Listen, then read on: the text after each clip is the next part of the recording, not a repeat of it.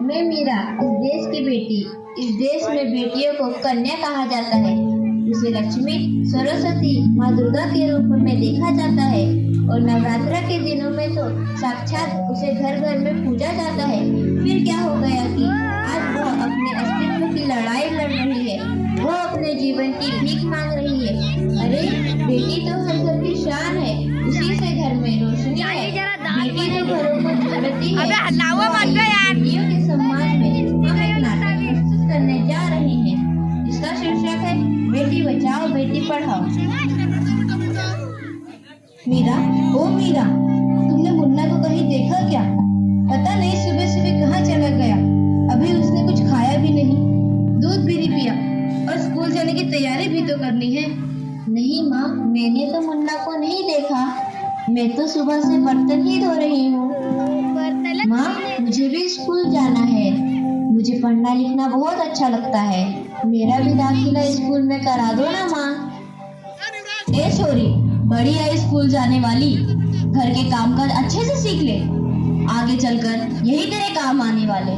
पढ़ लिख कर कौन सा तुझको कलेक्टर बनना है? जल्दी जल्दी बर्तन साफ कर। माँ जी, मीरा को भी स्कूल में दाखिला दिला दीजिए ना। उसे भी पढ़ना लिखना जरूरी है। तू चुप कर। पढ़ना लिखना ये तो केवल लड़कों का काम है। उन्हें आगे चलकर घर गृहस्थी की जिम्मेदारी जो संभालनी होती है।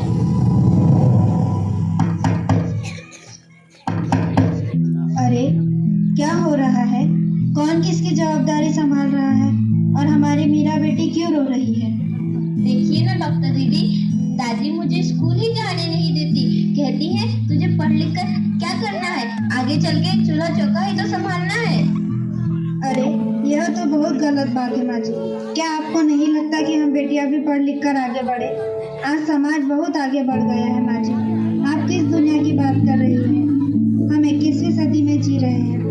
मैं आज ही टीचर दीदी से बात कर कर मीरा का दाखिला स्कूल में कराती हूँ। और हाँ, मैं तो यहाँ इसीलिए आई थी कि मुन्ना को पोलियो ड्रॉप दिया कि नहीं। जगह जगह इसके कैंप लगे हैं। अच्छा हुआ बहन जी आप आ गए। अब मुन्ना को पोलियो ड्रॉप भी दे देंगे और मैं इसे स्कूल भी पहुंचा दूंगी। अच्छा मीरा, अब तुम रोना नहीं, तुम जरूर स्कूल जाओगी और एक दिन पढ़ लिख कर मेरी तरह बहुत अच्छी डॉक्टर बनोगी। ठीक है बेटा?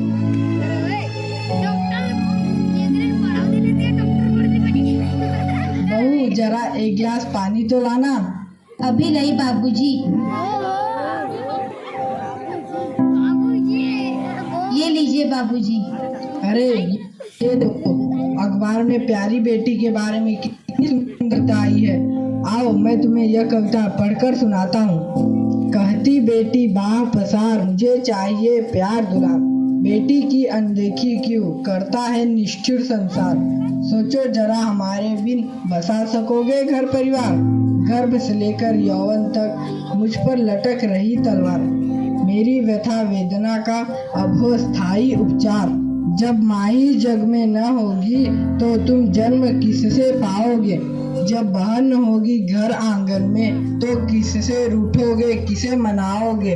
जब दादी नानी न होगी तो तुम्हें कहानी कौन सुनाएगा। जब कोई स्वप्न सुंदरी ही न होगी तो तुम किससे ब्याह रचाओगे। जब घर में बेटी ही न होगी तो तुम किस पर लाड़ लुटाओगे। जिस दुनिया में स्त्री ही न होगी उस दुनिया में कैसे रह पाओगे। जब तेरे घर में बहू ही न होगी तो कैसे वंश आगे बढ़ाओगे। नारी के बिन जग सुना है, तुम ये बात कब समझ पाओगे। हाँ तो भाग्यवान, कैसी लगी यह कविता, है ना मजेदार? काहे की मजेदार कविता मुझे नहीं आई पसंद। अरे कोई घर में है क्या? आइए आइए टीचर दीदी, हम आप ही का इंतजार कर रहे थे। हाँ, जरा मैं कुछ दिनों के लिए बाहर चले गए, इसलिए यहाँ नहीं आ पाए।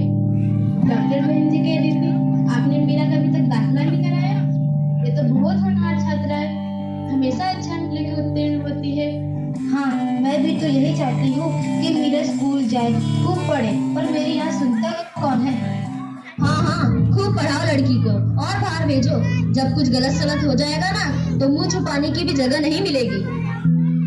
अरे माँ जी, आप कहाँ की बात कहाँ लेकर बैठ गए। को 10वीं तक तो पढ़ाई पूरी कर लेने दीजिए, आगे की पढ़ाई के बारे में बाद में सोचेंगे। हाँ टीचर दीदी, हम मीरा को अवश्य स्कूल भेजेंगे। मैं उसे मेरे जैसा अनपढ़ नहीं रहने दूंगी। उसे पढ़ाऊंगी। कल मीरा को तैयार रखना, मैं उसे लेने आऊंगी। क्यों दादाजी, सही कहा ना मैंने? हाँ हाँ बेटा, बिल्कुल सही कहा। मैं तो कब से कह रहा हूँ कि मीरा को भी स्कूल जाने दो। प्रणाम दादाजी। प्रणाम बेटा।